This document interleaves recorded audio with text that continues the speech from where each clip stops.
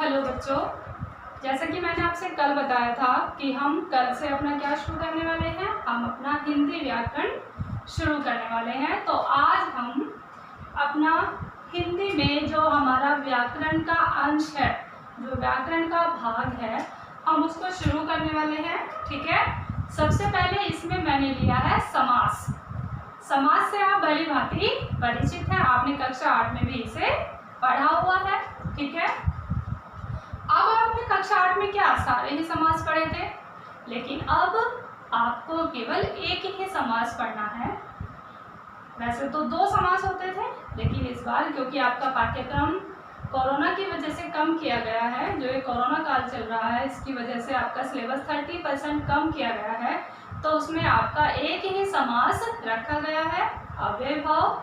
दूसरा समास जो कि तत्पुरुष था उसको हटा दिया गया है। ठीक है। तो आज हम क्या पढ़ने वाले हैं? हम पढ़ने वाले हैं समास। समास जैसे कि मैंने अभी कहा, आपने इसको पहले भी पढ़ा हुआ है कक्षा 8 में भी, लेकिन फिर से हम इसकी एक बार क्या कर लेते हैं, पुनरावृत्ति कर लेते हैं, इसको अच्छे से पढ़ लेते हैं। यहाँ पर मैंने समास लिखा हुआ है, उसकी परिभाषा लिखी हुई है। समस्त पद, पूर्व पद, उत्तर पद, सभी कुछ मैंने यहाँ पर लिखा हुआ है। तो समास क्या होता है आपको पता है? क्या होता है समास? 2 या 2 से अधिक शब्दों के मेल को समास कहते हैं। यानी कि जब 2 या 2 से अधिक पद मिलते हैं तो वह प्रक्रिया क्या कहलाती है? वह प्रक्रिया कहलाती है समास। इस समास की प्रक्रिया में कारकों का, विभक्तियों का, परसर्गों का क्या हो जाता है? लोप हो जाता है, यानी कि वो वहां से गायब हो जाते हैं जब हम समास करते हैं। ठीक है। तो चलिए, 2 या 2 से अधिक शब्दों के मेल को समास कहते हैं। समास का शाब्दिक अर्थ होता है संक्षिप्त, यानी कि छोटा, संक्षेप में। जब हम किसी बात को ज्यादा शब्दों में ना कहकर उसका एक वर्ड दे देते हैं, एक शब्द में उस बात को कह देते हैं, वही प्रक्रिया क्या कहलाती है? वही प्रक्रिया हमारी समास कहलाती है। ठीक है। सामासिक प्रक्रिया में विभक्तियों और परसर्गों का लोप हो जाता है। जैसे मैं कहूं, जैसे पीला है अंबर जिसका। ठीक है। यहाँ पर अंबर जिसका, पीला है जिसका, इन सब का क्या हो जाएगा? लोप हो जाएगा। हम क्या बोलेंगे इसको? पीतांबर। ठीक। तो सामासिक प्रक्रिया में विभक्तियों और परसर्गों का लोप हो जाता है। जैसे ऋषि की कन्या। ठीक। यह क्या है? ऋषि की कन्या। यहाँ देखें 3 पद लिखे हुए हैं, 3 शब्द यहाँ पर लिखे हुए हैं, और जब हम इसका समास बनाएंगे तो यह शब्द क्या हो जाएगा हमारा? यह हो जाएगा हमारा ऋषि कन्या। तो हमने देखा यहाँ पर जो एक की शब्द था, इसका लोप हो गया। ये जो विभक्ति थी, यह जो परसर्ग था, इसका लोप हो गया है। ठीक। समास में 2 पद होते हैं, आप जानते हैं, पूर्व पद और उत्तर पद। समास के अंदर कितने पद होते हैं? 2 पद होते हैं, पूर्व पद और उत्तर पद। जैसे कि यहाँ पर आप देख रहे हैं ऋषि कन्या, तो ये जो ऋषि है ये पूर्व पद है, और जो कन्या है यह उत्तर पद है। ठीक है। यानी कि पहला पद पूर्व पद कहलाता है और दूसरा पद उत्तर पद कहलाता है। दोनों पदों के मेल को समस्त पद कहते हैं। जब पूर्व पद और उत्तर पद मिल जाते हैं तो इसके मेल को क्या कहते हैं? समस्त पद कहते हैं। यानी कि जो ये ऋषि कन्या लिखा हुआ है, ये क्या है? यह समस्त पद है। ठीक। अब इसके आगे एक प्रक्रिया होती है विग्रह की, समास विग्रह। इसको मैं अभी आपको बता देती हूँ। समास विग्रह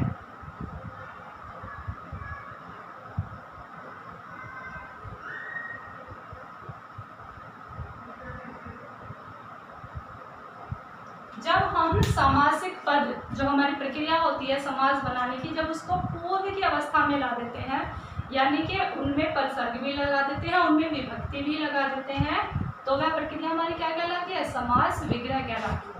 यानी कि जब हम समस्त पद, यानी कि इस ऋषि कन्या को हम पूर्व की अवस्था में ला देंगे, इसके पदों को अलग अलग कर देंगे, इसमें विभक्तियों और परिसर्गों को लगा देंगे, तो वह प्रक्रिया क्या कहलाएगी? समास विग्रह कहलाएगी। तो ये क्या होगा? ऋषि की कन्या। तो ये जो ऋषि की कन्या हमने लिखा है, यह क्या हो गया हमारा? समास विग्रह। यानी कि जब हम समस्त पद को उसकी पूर्व की अवस्था में ला देते हैं, वह प्रक्रिया समास विग्रह कहलाती है। ठीक है, तो चलिए इसके आगे पढ़ते हैं हम समास के भेद। समास के भेद कितने होते हैं? आपने कक्षा 8 में पढ़े हैं। कितने भेद होते हैं? 6 भेद होते हैं। ठीक है, समास के 6 भेद होते हैं। समास के 6 भेद होते हैं। ठीक है, सबसे पहले अव्ययभाव समास,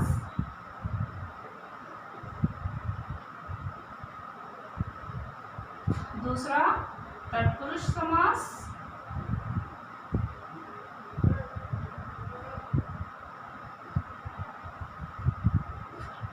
तीसरा द्वंद्व समास, चौथा कर्मधारय समास,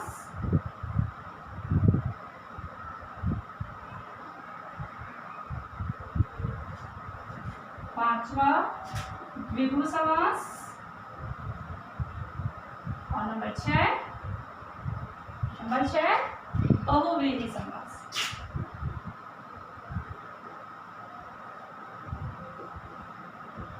बहुव्रीहि समास।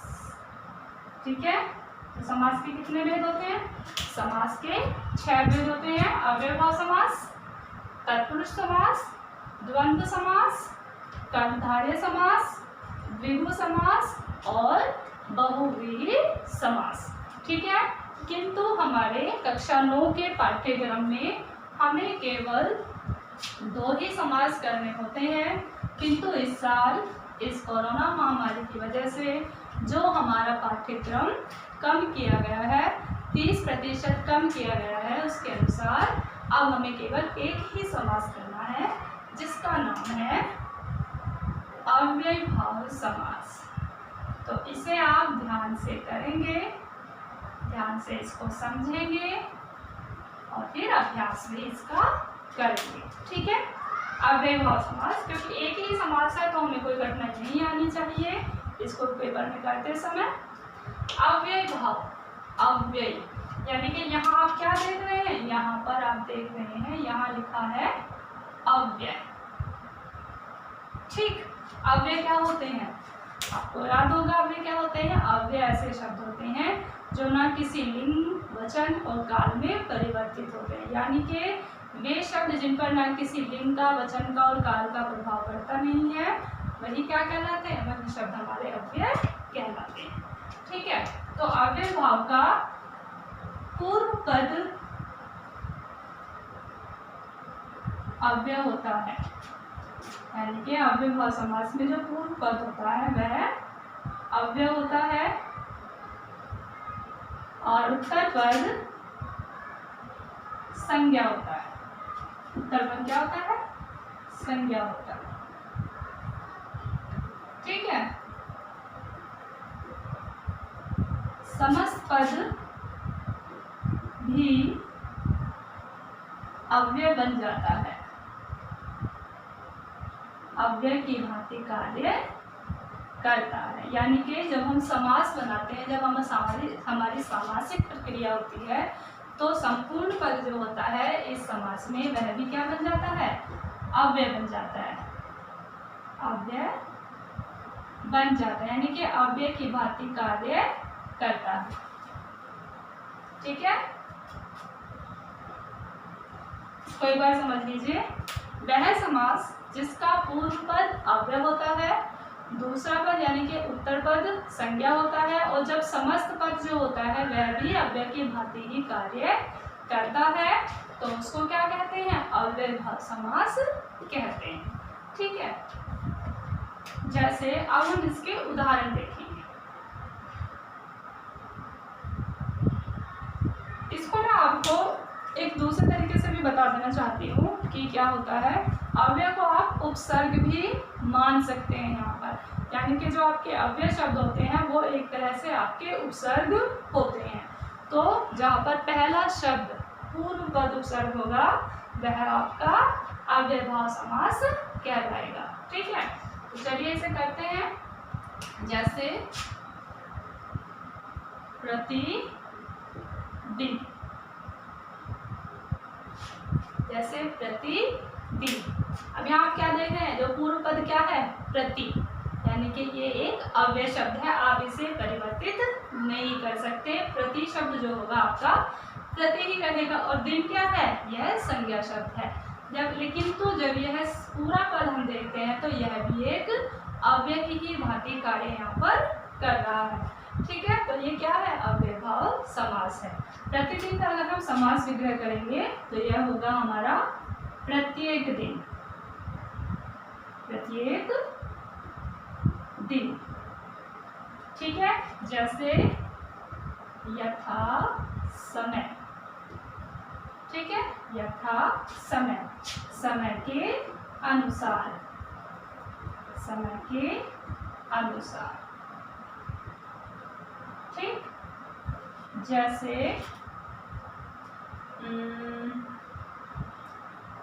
निर्मशक, यानी के मशक कहते हैं किसको, मच्छरों को। ठीक है, मच्छरों का अभाव, अभाव। ठीक है, जैसे अनुहरि, अनुहरि। तो ये क्या होगा, हरि के पीछे, हरि के पीछे।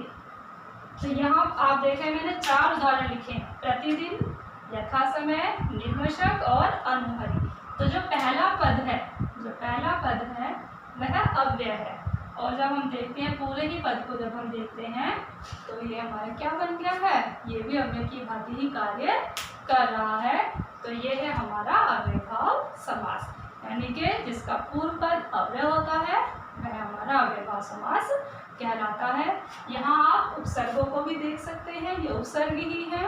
तो जैसे सु, जैसे आजन्म। ठीक है, यथाशक्ति। ठीक, तो ये हमारा क्या है, अव्ययभाव समास है। तो आज जो मैंने आपको ये कार्य कराया आप इसे कर लेंगे अपनी कॉपी में। मैं आपको कुछ उदाहरण दूंगी, आप उसे करेंगे और समास विग्रह भी उसका करेंगे। तो आज हमारा समास हो गया है, केवल हमें एक ही समास पढ़ना था।